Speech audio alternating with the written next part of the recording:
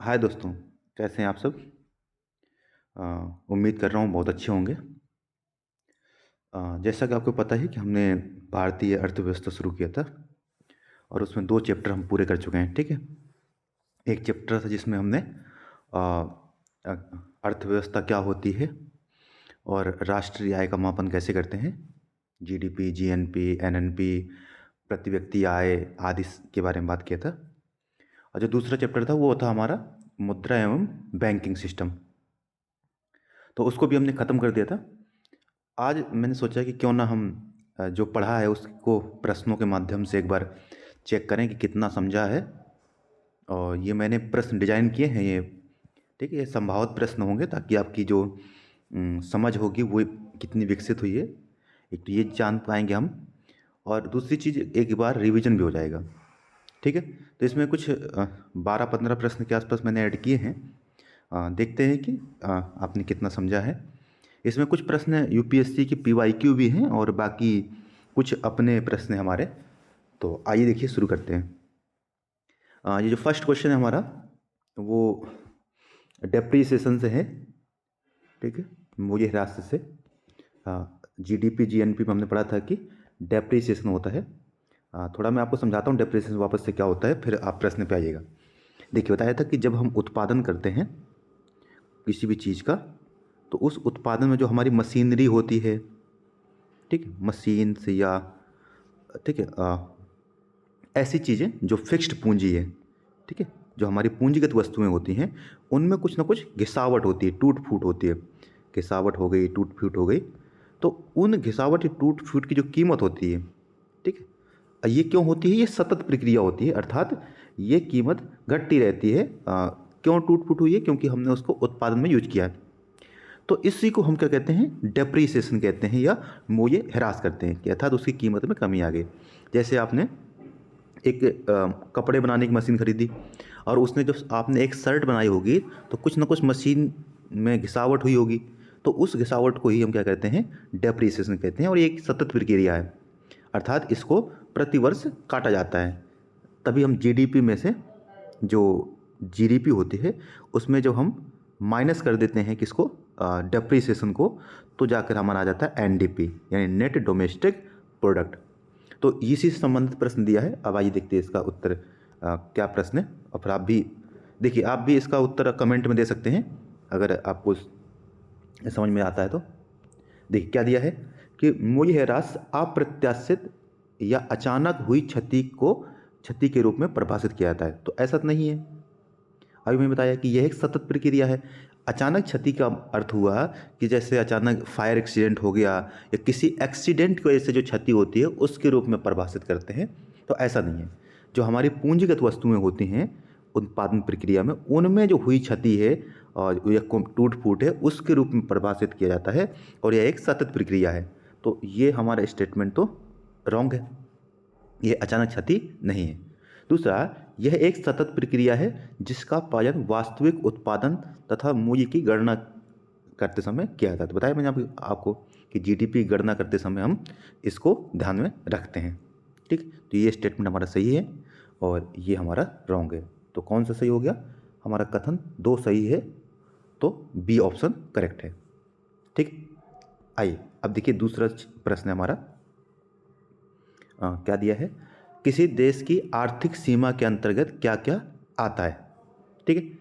अब हमने पढ़ा था कि जब जीडीपी की गणना करते हैं तो उस समय होता है, जीडीपी की गणना में क्या होती है जीडीपी, कि एक वर्ष में या एक दिए गए समय में, जो समानता हम एक वित्तीय वर्ष मानते हैं, तो एक वित्तीय वर्ष में किसी देश की आर्थिक सीमा के अंतर्गत जो भी उत्पादन होता है वस्तु एवं सेवाओं का, उसको हम क्या कहते हैं? जीडीपी कहते हैं। तो यहाँ एक शब्द आया था कि आर्थिक सीमा, और आर्थिक सीमा क्या होती है? वह सीमा होती है जहाँ पर क्या होती है? आर्थिक सीमा वह सीमा जो जहाँ पर हमारी गतिविधियाँ, एक्टिविटी होती हैं हमारे देश की। जैसे भारत है तो भारत की जो भी एक्टिविटी होती होगी, जहाँ पर उसके आर्थिक गतिविधियाँ होती हैं, उसको हम क्या कहेंगे?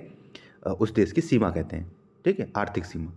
इसमें क्या क्या ऐड होता है देखिए, तो एक तो होता है एयर स्पेस, और जो टेरिटोरियल वाटर होता है, इसको भी हम क्या मानते हैं? आर्थिक सीमा मानते हैं। एकदम सही बात है कि भारत का जो वायु क्षेत्र होता है या एयर स्पेस है या हमारा जो ये समुद्री सीमा है, इसके बाद जो पानी है समुद्र के बीच का, इसमें जो ये पानी है 200 नॉटिकल माइल तक का, इसको हम आर्थिक सीमा मानते हैं। दूसरा दिया है कि शेष विश्व में सीमांतगत विदेशी क्षेत्र टेरिटरी के जिसके अंतर्गत क्या आता है, दूतावास, मिलिट्री बेस, प्रव्रजन कार्यालय, ये सब भी हमारे माने जाएंगे। अर्थात जैसे भारत का कोई दूतावास किसी अन्य देश में है, जैसे भारत का दूतावास अमेरिका में है, तो वो भारत का क्या है, भारत की आर्थिक सीमा है। वहाँ जो भी गतिविधियाँ होंगी वो भारत की मानी जाएगी, ना कि अमेरिका की। बेशक ज़मीन अमेरिका की है, परंतु चूँकि वो भारत का दूतावास है, इस वजह से वो भारत की आर्थिक सीमा माना जाएगा। उसी प्रकार से अगर भारत का कोई आर्मी कैंप है किसी देश की उसमें भूमि में, तो वो भी भारत की आर्थिक सीमा है। या कोई भी ऐसे प्रकार का कैंप है जो भारत के अंतर्गत आता है, तो वो किसी भी देश में हो, वो भारत की सीमा मानी जाएगी। तीसरा जो मुक्त फ्री जोन होते हैं, फ्री जोन्स होते हैं, ये कस्टम नियंत्रक जो आते समुद्र तट होता है, जो कस्टम के अंतर्गत आता है, वो भी भारत का क्या माना जाएगा, आर्थिक सीमा मानी जाएगी। तो ये सारे के सारे भारत की आर्थिक सीमा के अंतर्गत आएंगे, अर्थात ये तीनों कथन हमारे सही हैं। ठीक है, तो आइए समझ गए होंगे आप, क्योंकि जो मुक्त क्षेत्र होगा, जो फ्री जोन होगा, या जो कस्टम का नियंत्रण का क्षेत्र होगा, वहाँ पर भी भारत की आर्थिक गतिविधियाँ होती हैं। ठीक है, आइए नेक्स्ट देखते हैं। नेक्स्ट प्रश्न है कि किसी समय अवधि में देश की आर्थिक सीमा के भीतर उत्पादित सभी वस्तुएं एवं सेवाओं का जो अंतिम मूल्य होता है, उस देश की जीडीपी होती है। तो इसका ये घरेलू उत्पाद होता है। क्या ये सही बात है? अभी मैंने समझाया था यही वो, कि एक समय अवधि जिसको हम सामान्यतः क्या मानते हैं, वित्तीय वर्ष। और भारत में वित्तीय वर्ष क्या है, वित्तीय वर्ष जो है 2011-12, सॉरी वित्तीय वर्ष आता है, तो वो तो आधार वर्ष हो गया। वित्तीय वर्ष शुरू होता है हमारा 1 अप्रैल से 31 मार्च तक। ठीक, ये हमारा वित्तीय वर्ष होता है। ठीक है,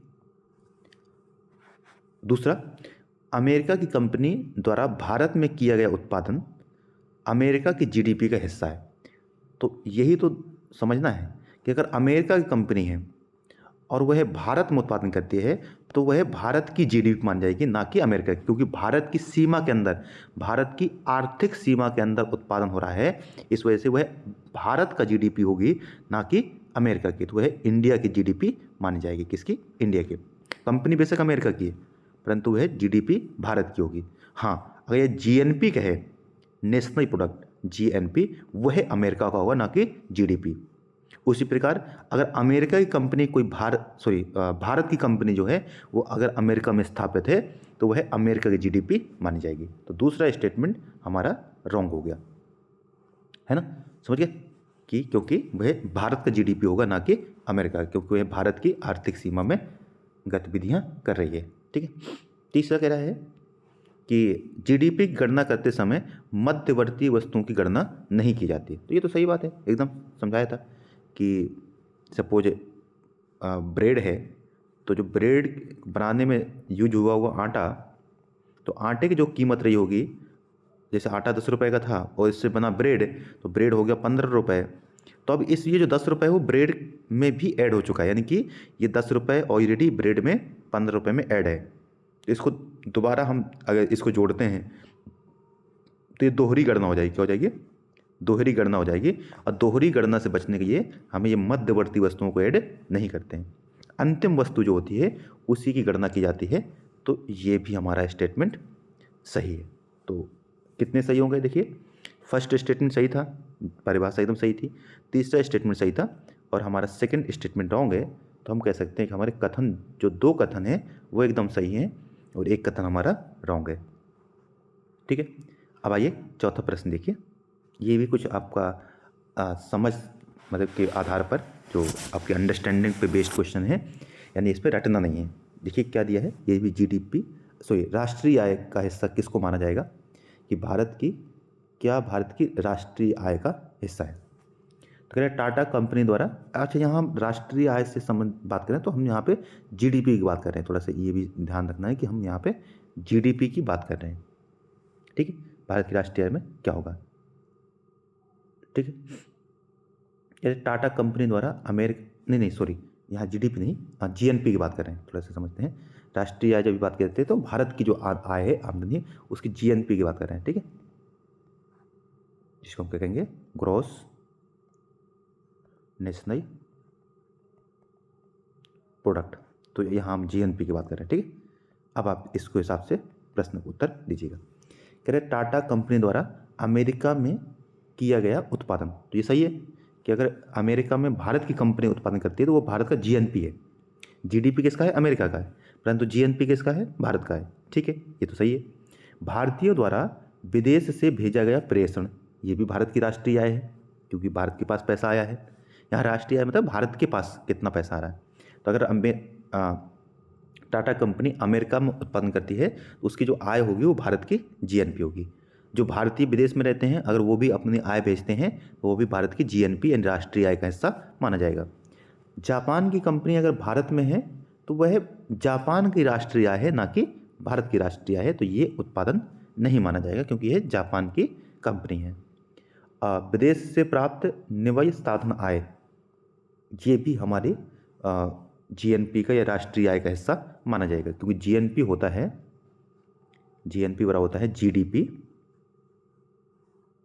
ठीक है, जीडीपी माइनस प्लस निव्वय साधन आय, ठीक है, net factor income from abroad, net factor income from abroad. ये क्या होती है, ये होती है कि भारतीयों ने कितना कमाया है, तो भारतीयों द्वारा कमाई गई आय, ठीक है, भारतीयों की आय, और इसमें माइनस कर देंगे विदेशियों की आय कि विदेशियों ने यहाँ से भारत से कितना कमाया है, तो विदेशियों द्वारा अर्जित आय, ठीक है। तो भारतीयों ने कितना विदेश से आय प्राप्त किए, यानी भारतीयों द्वारा भारतीयों की विदेशी आय और विदेशियों की भारतीय आय, जो विदेशियों ने भारत से कमाया है उसको माइनस करने के बाद जितना नेट आएगा उसको जीडीपी में ऐड करेंगे तो हमारा क्या आ जाएगा, जीएनपी आ जाएगा। तो ये भी एकदम सही है कि इसी को कहते हैं नेट फैक्टर इनकम फ्रॉम अबॉर्ड, ठीक है, कि एक भारतीय जो अमेरिका में रहते हैं, कहीं भी किसी भी देश में रहते हैं, वो वहाँ से कितना कमा के भेज रहे हैं, और विदेशी भारत में रहते हैं वो यहाँ से कितना बाहर भेज रहे हैं, इसी की कहते हैं हमारे नेट फैक्टर इनकम फ्रॉम अबॉर्ड। तो प्रथम कथन सही है, द्वितीय भी सही है, परंतु तीसरा कथन सही नहीं है और चौथा भी सही है। तो कितने कथन सही हो गए, 1, 2 और 3, तो हमारे 3 कथन सही है, 1 कथन रॉन्ग है, ठीक है। आई होप, मैं उम्मीद करता हूँ कि आपको ये सेशन पसंद आ रहा होगा, और अगर पसंद आ रहा है तो आप एक बार अपने दोस्तों के साथ भी साझा कर दीजिए ताकि थोड़ा हमारा भी मोटिवेशन बढ़ता रहे। और कोई भी अगर आपके सुझाव हैं तो भी कमेंट में बता सकते हैं, मैं आपके हर प्रश्न का उत्तर देने का प्रयास करूँगा, ठीक है। आइए नेक्स्ट प्रश्न देखते हैं, क्या दिया है, इसको आप उत्तर कीजिए और आप कमेंट में उत्तर करते जाइए अपने अपने, ठीक है, ताकि आप भी थोड़ा जुड़े रहें। क्या दिया है कि निम्न कथनों पर विचार करें। सभी व्यक्तियों द्वारा एक वर्ष में अर्जित कोई आय को व्यक्तिगत आय कहते हैं, कि जो व्यक्ति हैं उन्होंने एक वर्ष में जितनी भी आय अर्जित की है उसको उनकी क्या कहते हैं, व्यक्तिगत आय कहते हैं। तो सोचिए क्या सही है कि नहीं है। दूसरा, व्यक्तिगत रूप से भुगतान किए गए करों के बाद जो आय बचती है उसे प्रयोज्य आय कहते हैं, ठीक बात है। देखिए, एक होती है हमारी व्यक्तिगत आय, ठीक है, व्यक्तिगत आय, और एक होती है हमारी प्रयोज्य आय या व्यक्तिगत प्रयोज्य आय। प्रयोज्य आय माने वह आय जो हमें प्रयोग करने हेतु बची है, प्रयोज्य आय, इसमें इसको कहेंगे डिस्पोजेबल इनकम, ठीक है, डिस्पोजेबल इनकम, ठीक है। तो अब सोचते हैं कि प्रयोज्य आय यानी अर्थ ऐसी आय जिसको हम उपयोग कर सकते हैं। अब हमारे पास ये आय उपयोग करने को बची है। अब देखिए इधर से जो हमने कमाया, सपोज आपने जितना भी कमाया, अगर आपकी आय आपने जितना भी कमाया, अगर वह आय आपकी इनकम टैक्स दायरे में आती है, ठीक है, जितना भी आपने कमाया, अगर वह आय जो है मतलब उसमें आयकर यानी इनकम टैक्स के दायरे में आती है, तो आप उसमें से जब तक इनकम टैक्स नहीं हटेगा, इनकम टैक्स और इनकम टैक्स के साथ साथ कोई अन्य जो मतलब जो डायरेक्ट टैक्स है, उन टैक्सों को अगर जब तक आपने चुकाया नहीं है तब तक वो उस आय को आप खर्चे नहीं कर सकते। जितना भी आपने, सपोज एक एग्जांपल देते हैं कि मान लीजिए 100 रुपये आप कमाते हैं, तो आपने 100 रुपये कमाया, यह आपकी व्यक्तिगत आय है, ठीक है, कि इतने आपने कमाया। परंतु अभी इसमें क्या करना पड़ेगा, 100 रुपये में अगर आपकी ये आय 100 रुपये मानते हैं कि सरकार इस पर टैक्स, भारत में आप जानते हैं कि 3,000 तक कोई टैक्स नहीं है, उसके ऊपर टैक्स है इनकम टैक्स, परंतु मानते हैं कि जो डायरेक्ट टैक्स है इनकम टैक्स से, अगर 100 रुपये में मानते हैं कि सरकार ने 10 रुपये टैक्स प्राप्त मांगा, तो अब ये 100 रुपये में से आप 10 रुपये माइनस कर दीजिए, ये टैक्स हो गया इनकम टैक्स। साथ में अगर और भी कोई टैक्स पे करते हो, आप हाउस टैक्स पे करते हो या वाटर टैक्स, इलेक्ट्रिसिटी, मतलब जो भी टैक्सेस हैं, जो डायरेक्ट टैक्सेस हैं, उनको और माइनस कर दीजिए। मान लीजिए 5 रुपये ऑटो कोई टैक्स है, इन सभी टैक्स को माइनस करने के बाद जो अब आपके पास आय बची है कितनी, 85 रुपये, ये जो 85 रुपीज़ आपके पास आय है, अब इस आय का आप अपने व्यक्तिगत कार्यों में खर्च कर सकते हो। इसी को कहते हम क्या, प्रयोज्य आय। तो प्रयोज्य आय कौन सी है, जो करों के बाद बची हुई आय होती है, जो व्यक्तिगत रूप से भुगतान किए जाने कर हैं, उनको चुकाने के बाद जो कर बचते हैं। यहाँ बात हो रही है डायरेक्ट टैक्स की, ना कि इनडायरेक्ट टैक्स की, प्रत्यक्ष कर की। तो वो जो आय होती है उसे हम प्रयोज्य आय कहते हैं, और इससे पूर्व जो आय थी आपकी, जो शुरुआत में जो आपने अर्जित की थी, उसे हमने व्यक्तिगत आय कहते हैं। तो दोनों कथन सही हैं। अब तीसरा कथन क्या कहता है, कह रहे प्रयोज्य आय ही वास्तविक आय है जिसका उपयोग व्यक्ति निजी उपभोग के लिए करता है। एकदम सही बात है, प्रयोज्य आय को ही हम व्यक्तिगत उपभोग के हेतु करते हैं। तो तीनों कथन एकदम करेक्ट हैं, ठीक है, कोई इसमें चू चप्पड़ वाली बात नहीं है, तीनों कथन सही है, और इसको आप चुनेंगे 1, 2, 3, अर्थात कथन डी हमारा एकदम की सही है, ठीक है। आइए नेक्स्ट प्रश्न देखिए, ये छठा प्रश्न है हमारा। क्या कह रहा है कि जो जीवीए होता है हमारा, क्या होता है, जीवीए, ग्रॉस वैल्यू एडेड, ठीक है, ये क्या होता है, सक्रिय मूल्य वर्धन। वापस समझाता हूं आपको। इसका अर्थ होता है कि मानते हैं कि माना आपके पास ब्रेड था, ठीक है, 10 रुपये का, आपने इसमें कुछ ऐड किया, कुछ केचप वगैरह ऐड करके सब कुछ बनाया आपने पिज्ज़ा, ठीक है, पिज़्ज़ा बनाया आपने, और इस पिज़्ज़े की कीमत 50 रुपये रखी, ठीक है। तो सरकार कहती है कि देखो ये हम ये नहीं मानेंगे कि आपने इसमें कितना ऐड किया, इसकी कीमत बढ़ाने में आपने कितना एडिशन किया है। 10 रुपये का ब्रेड उठाई, इसमें तो कुछ आपने मतलब केचप वगैरह, उसमें थोड़ा सा चीज़ वगैरह सब कुछ ऐड करने के बाद, सारी कीमतों को ऐड करने के बाद उसने आपने कीमत कितनी बढ़ाई है, 50 रुपये की। तो बाकी जो चीज़ें इसमें ऐड हुई हैं, चीज़ है, बाकी जो है ना, और बटर है, वो सॉरी कॉर्न हो गया, केचप हो गया, वो सब ऐड करके मानते, उसकी कीमत भी हम मानते हैं कि 20 रुपये थी। तो 30 रुपये हुआ, ये 30 रुपये कीमत हुई, और इसको आपने 50 में बेचा, तो आपने इसकी कितनी कीमत बढ़ा दी है, कितना ऐड कर दिया, इन मध्यवर्ती वस्तुओं की कीमत हटाने के बाद, तो आपने इसकी कीमत जो बढ़ाई वो 20 रुपये बढ़ा दी है, और आपने इसको 20 रुपये, यानी इसकी कीमत बढ़ गई। आपकी ये कारीगरी करने से, मेहनत करने से जो कीमत बढ़ी है वो 20 रुपये बढ़ी है। तो सरकार कहेगी कि ये है हमारा जीवीए, ठीक है, ग्रॉस वैल्यू एडेड, ठीक है, एडिशन कह सकते हैं, ठीक है, सक्रिय मूल्य वर्धन, जो आपने इसकी कीमत बढ़ा दी। तो जो अंतिम वस्तु है, इसमें से हमने मध्यवर्ती वस्तुओं को हटा दिया, तो जो कीमत आई उसको हम क्या कहेंगे, जीवीए कहेंगे, ठीक है। तो देखिए फर्स्ट क्वेश्चन क्या दिया है कि यह उत्पादन में मध्यवर्ती वस्तुओं के, जो मध्यवर्ती उपभोग के मूल्य को घटाने के बाद जो प्राप्त होता है वही हमारा जीबी होता है। तो एकदम सही बात है, कि जो मध्यवर्ती कीमत है, वस्तुओं की कीमत है, उसको घटा दीजिए, तो जो बचेगा वो हमारा क्या हो जाएगा, अंतिम कीमत जो है वो हमारा जीबी हो जाएगा। अब आगे क्या कह रहा है कि कहता है आधार मूल्य पर, जो बेस ईयर होता है, जीवीए में उत्पादन टैक्स, जो उत्पादन कर है, को ऐड नहीं किया जाता, तथा वस्तु पर प्रदान की गई सब्सिडी को भी सब्सिडी को ऐड किया जाता है। यानी टैक्स को ऐड नहीं करते हैं, परंतु सब्सिडी को ऐड किया जाता है। कैसा सही है क्या? तो ये सही है एकदम की, ठीक है। अच्छा इसमें, अच्छा एक मिनट ठीक है। इसमें क्या दिया है कि सब्सिडी को ऐड किया जाता है, जबकि नहीं, इसमें क्या होता है, जो जब जीबी हम फाइंड करते हैं, तो जीबी में करना क्या होता है कि टैक्स को माइनस किया जाता है, सो टैक्स को ऐड किया जाता है और सब्सिडी को माइनस किया जाता है। कि अभी थोड़ा समझते हैं ऐसे प्रश्न को, जो मतलब वो था हमारा, अभी जो हमने पिज्ज़ा की बात की थी, मानते हैं कि 50 रुपये का पिज्ज़ा था, ठीक है। अब ये मार्केट में बिका कितने का, 60 रुपये का। क्यों बिका? क्योंकि सरकार ने इस पर, हम मानते हैं कि 15 रुपये का सरकार ने टैक्स ऐड किया था, ठीक है। तो अब आपने खरीदा कितने में, 60 रुपये का। तो सरकार ने इसने क्या किया कि इसमें 15 रुपये का टैक्स ऐड किया, तो ये कितना हो गया, ₹65 हो गया। फिर सरकार ने कहा कि एक काम करते भैया कि जो हमने सब्सिडी दी है आपको, ठीक है, ₹5 आपको सब्सिडी दे देते हैं, क्योंकि हमें पिज्ज़ा की उत्पादन बढ़ाना है। तो सरकार कंपनी को कहती है कि कोई बात नहीं, हम इसमें आपको ₹5 का सब्सिडी देते हैं, छूट दे देते हैं। तो अब ये पिज़्ज़ा आपका ₹60 का हो गया, अब आप मार्केट में बेचो, ठीक है। अब आपने ₹60 का पिज़्ज़ा खाया, ठीक है, परंतु हम अगर इसे ये पता करें कि उसको उत्पादन में कितना का हुआ था, यानी कि ये पिज़्ज़ा बना कितने का था, हमें अगर वो कीमत गणना करनी है तो हम कैसे करेंगे, ठीक है। तो आइए वापस देखते हैं, तब आपको ये प्रश्न अच्छे से समझ में आ जाएगा, ठीक है। तो अब देखिए कितने का था पिज़्ज़ा, ₹60 का था, ठीक है। ₹60 का पिज़्ज़ा आपको प्राप्त हुआ।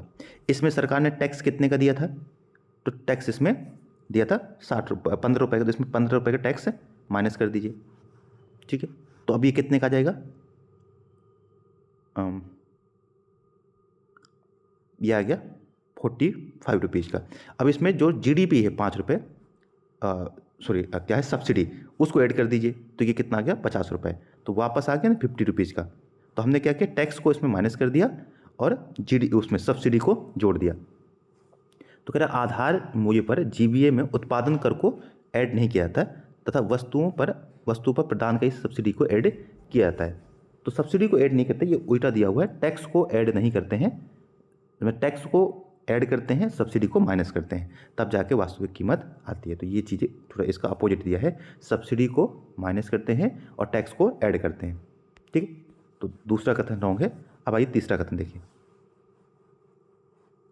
ठीक है। कोई डाउट हो बताइएगा आप, ठीक है। नीचे कह रहा है कि साधन लागत पर जो फैक्टर कॉस्ट होती है में जीवीए में कोई कर समायोजित नहीं किया जाता तथा किसी भी सब्सिडी को ऐड नहीं किया जाता। ये भी सही बात है कि जब हम फैक्टर कॉस्ट, देखिए ये दोनों बात है ना, ये एक दूसरे को अपोजिट देता है। ये जो आधार जो बेस ईयर पर होता है उसमें टैक्स को भी ऐड करते हैं, तो नहीं दिया है तो ये कह जाते हैं, और सब्सिडी को भी ऐड करते हैं।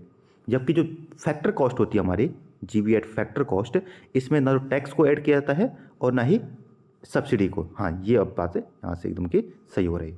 तो सब्सिडी और टैक्स दोनों को ऐड नहीं करते हैं, कब, फैक्टर कॉस्ट पे। तो फैक्टर कॉस्ट जीवीए क्या हो जाएगा, और एक है आधार कीमतों पर जो जीवीए है उसमें टैक्स भी ऐड होता है और सब्सिडी को भी ऐड करते हैं। जबकि जो फैक्टर कॉस्ट पे जीवीए होता है ना तो उसमें कोई टैक्स ऐड होता है और ना ही सब्सिडी। तो तीसरा कथन सही है, फर्स्ट कथन सही है और दूसरा हमारा रॉन्ग हो गया। तो कथन 1 और 3 हमारा एकदम की सही हो जाएगा, ठीक है। मैं वापस इसको आपको समझा देता हूँ, थोड़ा सा शायद कन्फ्यूजन हो गया इस प्रश्न पे। देखिए यहाँ 2 शब्द आए हैं, एक आए हैं आधार वर्ष, या इसको हम मार्केट प्राइस भी कह सकते हैं, ठीक है। मैं समझाता हूँ इसमें, एक है यहाँ पे आधार वर्ष, या जिसको हम यहाँ से इसको मार्केट प्राइस कहते हैं, ठीक है, बाजार कीमत पर, और एक है हमारा factor cost per. Factor cost का अर्थ है कि बनाने में कितनी कीमत ऐड हुई है, यानी कि वह कीमत जिसको उत्पादन करने में हमने कितना खर्चा किया है उत्पादन पर। तो जैसे हमारा पिज़्ज़ा ₹50 का बना था, तो ₹50 का जो बना था इसमें हमने क्या किया, सब्सिडी को हटा दिया था, और सब कुछ हटाने के बाद ये सब कुछ जो हमारी ₹50 कीमत आई है वो पिज़्ज़ा बनाने की कीमत आई है। तो अगर हमने 10 पिज़्ज़ा बनाए हैं और उसमें से एक पिज़्ज़ा बनाने में कितना टोटल खर्चा आया है, वो ₹50 आया है, प्रॉफिट जोड़ करके कंपनी का सब कुछ ₹50 का है, तो ये हो गया कितने का, ₹50 का एक पिज़्ज़ा, ₹10 के हिसाब से ₹500 हो गया जीवीए। और वहीं अगर हम बात करते हैं कि सरकार ने उसमें टैक्स जोड़ने के बाद मार्केट में जब बिका कितने का, ये कितना था, ये उत्पादन इतने का हुआ था। अब इसको अगर हम दुकान में बेचता है दुकानदार, तो सपोज इसमें सरकार ने सब्सिडी और टैक्स दे करके ₹60 का हुआ, ₹15 का टैक्स जोड़ा तो 65, अब 5 का सब्सिडी दिया तो 60। अब यही ₹60 के हिसाब से जब 10 पिज़्ज़ा बेचेगा तो कितने बिकेगा, 600 का। तो ये जो 600 का है इसे कहेंगे कि जीवीए एट मार्केट प्राइस। इसमें टैक्स भी ऐड किया गया है और जीडीपी को भी ऐड किया गया है। और ये जो ₹500 आया था ये आया था एट फैक्टर कॉस्ट, ना तो इसमें टैक्स है और ना ही सब्सिडी है। तो इस वजह से ये जो जीवी एट फैक्टर कॉस्ट होता है उसमें सब्सिडी और टैक्स नहीं होता है, जबकि जीवी एट मार्केट प्राइस जो होता है उसमें टैक्स भी होता है और सब्सिडी भी होती है। तो इस वजह से वो कथन हमारा दूसरा रॉन्ग था और तीसरा सही था। अब आई होप समझ गए होंगे आप अच्छे से, ठीक है। अब आइए नेक्स्ट क्वेश्चन देखते हैं क्या है। एक मिनट इसको थोड़ा सा करते हैं।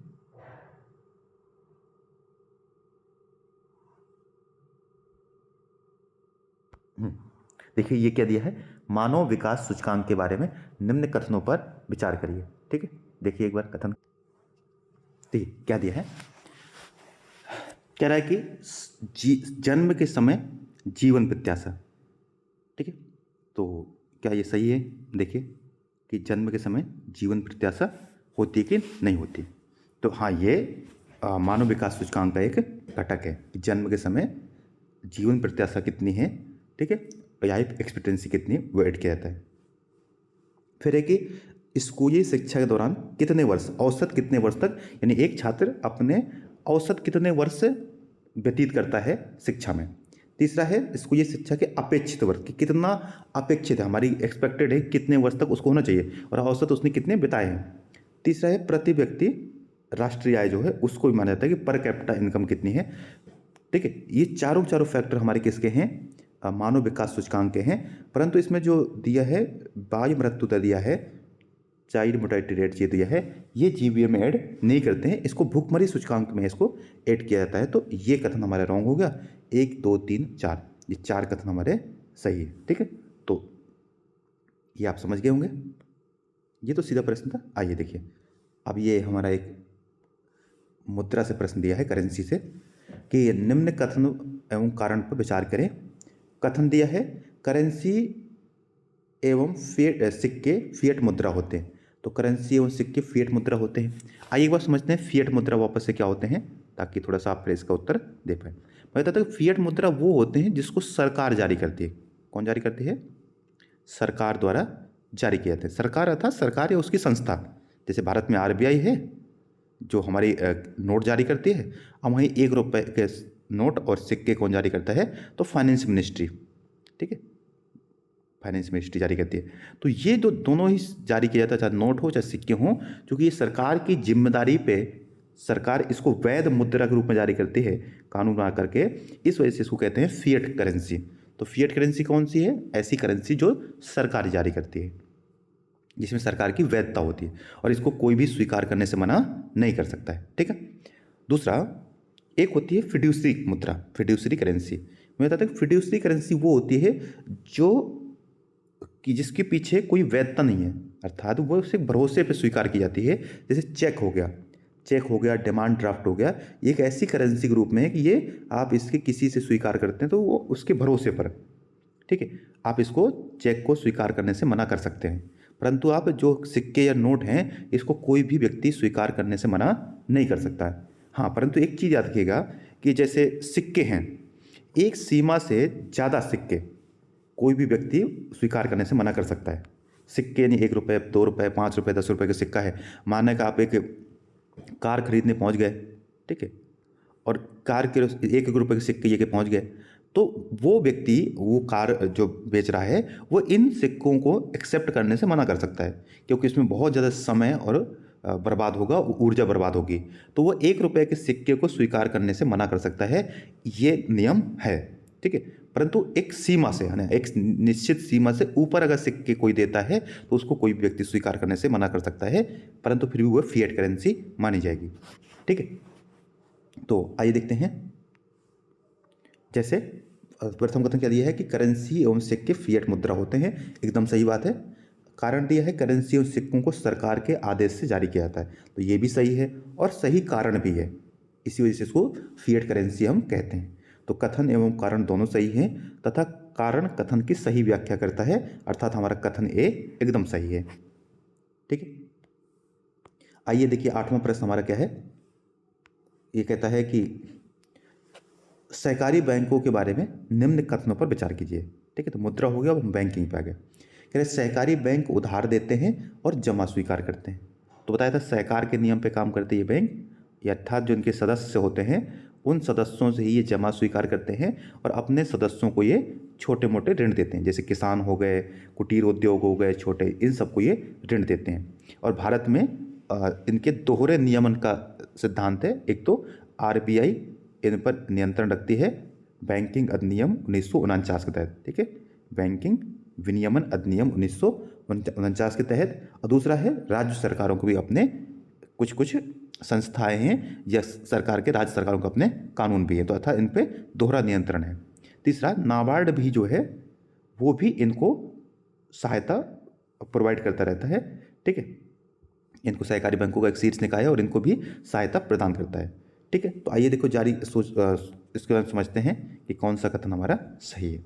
ठीक है, तो आप भी एक बार पढ़िए, देखिए, फिर बताइए कौन सा है। कह रहा है कि सहकारी बैंक उधार दे सकते हैं और जमा स्वीकार कर सकते हैं। सही बात है, एकदम सही है।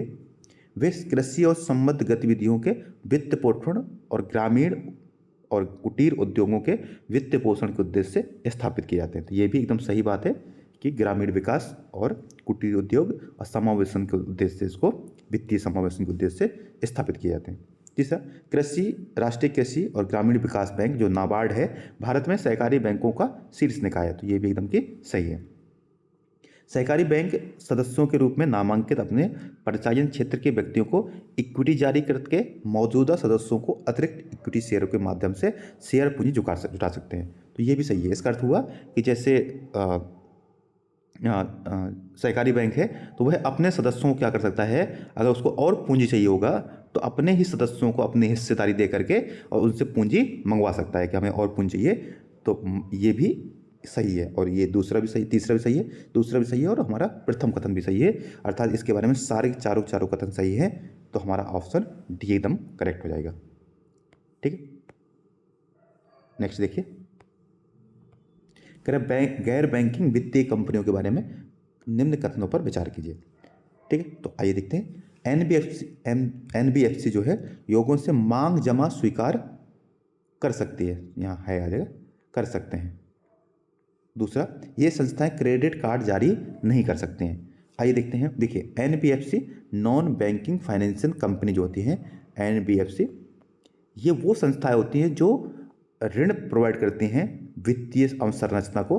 अब जो आधारभूत अवसंरचनाएं हैं, उद्योग हैं, उन सबको ये क्या करती हैं, ऋण देती हैं। ठीक है, परंतु याद रखना है कि जो एनबीएफसी होते हैं ये मांग जमा स्वीकार नहीं करते हैं। जैसे हम बैंक में जाते हैं ना, तो बैंक में पैसा जमा कर देते हैं और जब मन करता है तो हम क्या कर सकते हैं, उसको वापस से मांग सकते हैं बैंक से। दो टाइप की जमा होती है, एक मांग जमा होती है और एक जिसको हम डिमांड डिपॉजिट कहते हैं, और एक होती है टाइम डिपॉजिट जिसको हम एफडी भी कहते हैं, फिक्स्ड डिपॉजिट कह सकते हैं। तो टाइम डिपॉजिट होता है। ठीक है, तो एनबीएफसी कुछ ऐसी एनबीएफसी हैं जो टाइम डिपॉजिट स्वीकार कर सकती हैं परंतु वह मांग डिपॉजिट स्वीकार नहीं कर सकते। दूसरा कि जो एनबीएफसी होती हैं वो बिना आरबीआई की अनुमति के डेबिट कार्ड जारी नहीं कर सकती हैं। डेबिट कार्ड अगर उनको आरबीआई अनुमति दे देता है कुछ एनबीएफसी को, तो डेबिट कार्ड जारी कर सकते हैं, अदरवाइज यह डेबिट कार्ड जारी नहीं कर सकती, परंतु क्रेडिट कार्ड जारी कर सकती हैं। तो प्रथम कथन कह रहा है कि ये मांग जमा स्वीकार नहीं कर सकती हैं, सही है। ये संस्थाएं क्रेडिट कार्ड जारी नहीं कर सकती हैं, ये रॉन्ग है, ये जारी कर सकती हैं यदि आरबीआई की अनुमति हो। तो फर्स्ट स्टेटमेंट करेक्ट है, सेकंड हमारा रॉन्ग है।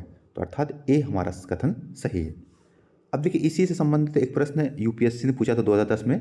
क्या पूछा था कि एनबीएफसी के बारे में निम्न कथनों पर विचार कीजिए। वे सरकार द्वारा जारी प्रतिभूतियों के अधिग्रहण में शामिल नहीं हो सकते हैं। तो ये पूरी तरह रॉन्ग है। वह सरकार को ऋण दे सकते हैं, सरकार की जो मतलब सिक्योरिटी जो होती हैं, प्रतिभूतियां होती हैं, वो खरीद करके सरकार को भी ऋण प्रोवाइड करवाती हैं ताकि सरकार आधारभूत अवसंरचना का विकास कर सके। तो ये जो स्टेटमेंट है ये रॉन्ग है। दूसरा, वे बचत खाते की तरह मांग जमा स्वीकार नहीं कर सकती हैं। मैंने अभी बताया था कि जैसे हम बैंक में बचत खाता ओपन करते हैं और उसमें जितना पैसा जमा कर सके और जब चाहे तो वापस मांग सकते हैं बैंक से, तो इस तरीके का एनबीएफसी कार्य नहीं कर सकते हैं। हाँ, एनबीएफसी टाइम डिपॉजिट या फिक्स्ड डिपॉजिट जो है वो स्वीकार कर सकते हैं। तो हमारा फर्स्ट स्टेटमेंट रॉन्ग है, सेकंड करेक्ट है, तो अर्थात ऑप्शन बी हमारा सही हो जाएगा। ये हमारा 10वां प्रश्न था। अब आइए 11वें प्रश्न पे। ये भी देखो 2013 में यूपीएससी ने पूछा था। ये क्या कह रहा है कि निम्न में से कौन सा से संस्थान अनुदान या प्रत्यक्ष ऋण सहायता प्रदान करते हैं। प्रत्यक्ष में डायरेक्ट जो कस्टमर होते हैं उनको पैसे देते हैं या उनको मदद ऋण देते हैं, ऐसे कौन कौन से संस्थान हैं। तो आरआरबी क्षेत्रीय ग्रामीण बैंक, एकदम सही बात है कि आरआरबी किसानों को और जो छोटे कुटीर उद्योग होते हैं ग्रामीण क्षेत्रों में उनको ऋण प्रदान करते हैं। दूसरा दिया है राष्ट्रीय कृषि और ग्रामीण विकास बैंक यानी कि नाबार्ड। तो आप जानते हैं कि नाबार्ड डायरेक्ट किसी को भी नाबार्ड जो है वो डायरेक्ट आप नाबार्ड से वो नहीं मांग सकते, ऋण नहीं मांग सकते। नाबार्ड डायरेक्ट किसी को ऋण नहीं देता। नाबार्ड क्या करता है कि जो क्षेत्रीय ग्रामीण बैंक हैं और साथ ही साथ जो सहकारी बैंक है उनको ऋण देता है, ना कि डायरेक्ट किसी को ये ऋण देता है। तो ये हमारा नाबार्ड जो है वो रॉन्ग हो गया। तीसरा, भूमि विकास बैंक जो है, क्योंकि इसका नाम ही है लैंड डेवलपमेंट बैंक, जो है बड़ी बैंक जो होती हैं, जो मध्यम से लंबी अवधि का ऋण देती हैं, लॉन्ग टर्म इन्वेस्टमेंट कहते हैं, वो भी प्रत्यक्ष ऋण देती हैं। तो एक तीसरा सही है और फर्स्ट स्टेटमेंट करेक्ट है और हमारा सेकंड रॉन्ग है। तो अर्थात 1 और 3 एकदम की सही हो गया। अब देखो नाबार्ड के बारे में कथन दिया है यहाँ पे, कह रहा है नाबार्ड के बारे में निम्न कथनों पर विचार कीजिए। यह एक सांविधिक निकाय है जिसे राष्ट्रीय कृषि और ग्रामीण विकास बैंक अधिनियम 1981 के तहत स्थापित किया गया है। तो क्या सही है? हाँ, एकदम सही है। शिवरमन समिति की सिफारिश पर इसको स्थापित किया गया है 1981 के अधिनियम के तहत। ठीक है, यह एक विकास बैंक है जो मुख्य रूप से देश के ग्रामीण क्षेत्रों पर केंद्रित है। ये भी सही है, इसका मुख्य कार्य है ग्रामीण क्षेत्रों के विकास पर ध्यान देना। यह कृषि और ग्रामीण विकास हेतु वित्त प्रदान करने का शीर्ष संस्थान है। तो परंतु एक डायरेक्ट मैंने कहा किसको वित्त देगा? ये जो आरआरबी है और सहकारी बैंक है उनको देगा। रिजर्व बैंक के निदेशक में से 3 निदेशक नाबार्ड के निदेशक मंडली में होते हैं। तो ये भी सही है कि आरआरबी के जो 3 निदेशक सदस्य होते हैं वो इसके उसमें भी होते हैं, नाबार्ड में भी होते हैं। अर्थात नाबार्ड आरआरबी का आरबीआई का इसमें नियंत्रण होता है, रिजर्व बैंक का। तो ये चारों कथन सही है। तो हमारा कौन सा हो जाएगा? डी ऑप्शन करेक्ट हो जाएगा। 1, 2, 3 और 4 यानी सभी कथन सही हैं। पूछा कितने कथन सही हैं, तो चारों सही है। इसका बचा है 13वां क्वेश्चन, ये हमारा शायद आखिरी प्रश्न है। हाँ, और आइए देखते हैं इसके बारे में, फिर ठीक है चर्चा करते हैं। क्या दिया है हमारा? अच्छा, इसका तो हो गया डी ऑप्शन। अब देखिए, कह रहे हैं जीडीपी अपस्थीपक जो है, इसको अस्थीपक कहेंगे वैसे, जीडीपी डिफिएटर कहते हैं इसको। और उपभोक्ता मूल्य सूचकांक के बारे में जो सीपीआई है, कंज्यूमर, ठीक है, अब प्राइस इंडेक्स जो है सीपीआई, और जीडीपी डिफिएटर जो है उसके बारे में निम्न कथनों पर विचार करें। आज आप समझते पाइए कि जीडीपी डिफिएटर क्या होता है। ठीक है, जीडीपी अस्थीपक क्या होता है? ये होता है कि जो हमारी नाम मात्र की जो सांकेतिक जीडीपी, सांकेतिक जीडीपी और वास्तविक जीडीपी का अनुपात होता है। क्या होता है ये? वास्तविक जीडीपी का अनुपात होता है। ठीक है, वास्तविक जीडीपी का अनुपात। अगर यह जो अवस्थितक यदि 1 से ज़्यादा आता है, इसका अर्थ है कि महंगाई बढ़ रही है, क्योंकि तभी तो सांकेतिक जीडीपी में वृद्धि हो रही है। हम जानते हैं सांकेतिक जीडीपी का अर्थ होता है जो बाजार कीमतों में जीडीपी होती है, और वास्तविक कौन होती है? जो आधार वर्ष की कीमतों पर होती है, जो आधार वर्ष अब हमारा 11-12 है। ठीक है, 2011-12 है। तो अगर 1 से ज़्यादा आ रहा है, इसका अर्थ है कि सांकेतिक जीडीपी बढ़ रही है, और सांकेतिक जीडीपी बढ़ने का अर्थ है कि महंगाई बढ़ रही है। तो ये जो हमारा जीडीपी इस स्फीतक होता है, ये मुद्रास्फीति का मापन करता है। उन मुद्रास्फीति का जो देश के अंदर बनी हुई वस्तुएं होती हैं उन्हीं में कितनी मुद्रास्फीति हुई है उसका मापन करता है। जबकि जो सीपीआई होता है, कंज्यूमर प्राइस इंडेक्स, इसमें एक बास्केट होती है। इसमें वे वस्तुएं होती हैं जो आधारभूत वस्तुएं हैं, जो एक कस्टमर को चाहिए होती है। अब इनमें आयातित वस्तु भी हो सकती हैं जो हम आयात करते हैं, और देश के अंदर बनी वस्तुएं भी हो सकती हैं। उस बास्केट की कीमत को देखा जाता है कि इस बास्केट की कीमत अभी कितनी है। जैसे इसमें 100 वस्तुएं, 150 वस्तुएं होंगी, और उन वस्तुओं को हम मापेंगे कि इन सभी वस्तुओं की कीमत कितनी है। अगर इन वस्तुओं की कीमत पिछले दिए गए समय से कंपेयर करेंगे कि अगर बढ़ी होगी तो कहेंगे मुद्रास्फीति बढ़ी है, और अगर घटी होगी तो कहेंगे मुद्रास्फीति घट रही है। ठीक है, तो समझ गए। तो इसमें जो सीपीआई होता है, इसमें बाहर की वस्तुएं भी हो सकती हैं और देश के अंदर उत्पादित वस्तुएं भी होती हैं। जबकि जीडीपी अवस्थितक में सिर्फ और सिर्फ देश के अंदर की वस्तुएं होती हैं, क्योंकि ये जीडीपी का मापन है। ठीक है, तो कह रहे हैं कि उपभोक्ता मूल्य सूचकांक केवल उपभोक्ता वस्तुओं को मापता है, जबकि जीडीपी अवस्थितक सभी वस्तुओं को मापता है। तो सही बात है, बताया कि उपभोक्ता वस्तुएं जैसे बास्केट है, इस बास्केट में कुछ ही वस्तुएं होती हैं, 100, 150, 200, परंतु जो अवस्थितक उसमें देश के अंदर जितनी वस्तुएं बनी हैं वो सभी में मुद्रास्फीति को मापता है। तो ये एकदम सही बात है। सीपीआई में आयातित वस्तुओं को भी शामिल किया जाता है। बताया, अभी मैंने बताया था कि एक कस्टमर को तो आयातित हो चाहे देश के अंदर बनी वस्तुएं हैं, उस सबका देखा जाएगा, महंगाई नहीं। जबकि जीडीपी जो असुविधा है उसमें नाम ही जीडीपी है, तो ये क्या होगा, जो देश के अंदर बनी वस्तुएं हैं उन्हीं को मापा जाएगा। तो दोनों कथन सही हैं और इसका आंसर हो जाएगा हमारा सी, कथन 1 और 2 दोनों सही हैं। ठीक है दोस्तों, तो आई होप आपको ये सेशन पसंद आया होगा, और अगर ये पसंद आया है तो अपने दोस्तों के साथ साझा भी कर सकते हैं, और हमें शेयर करके, साझा करके, और अच्छे अच्छे कमेंट के साथ आप बता सकते हैं कि हम और क्या कर सकते हैं। अब जो नेक्स्ट होगा, हमारा वीडियो होगा, उसमें हम आरबीआई के बारे में जानेंगे, और आरबीआई की नीतियाँ क्या हैं, और एनपीए जैसे मुद्दे जो हैं वो समझेंगे। तो आप बने रहिए हमारे साथ, और हमारे, ठीक है, हमें और मोटिवेट करते रहिए, अपने दोस्तों के साथ साझा करते रहिए, कमेंट करते रहिए, और थंब दबा करके हमें अगर पसंद करते हो तो बताइए। ठीक है दोस्तों, जय हिंद और धन्यवाद।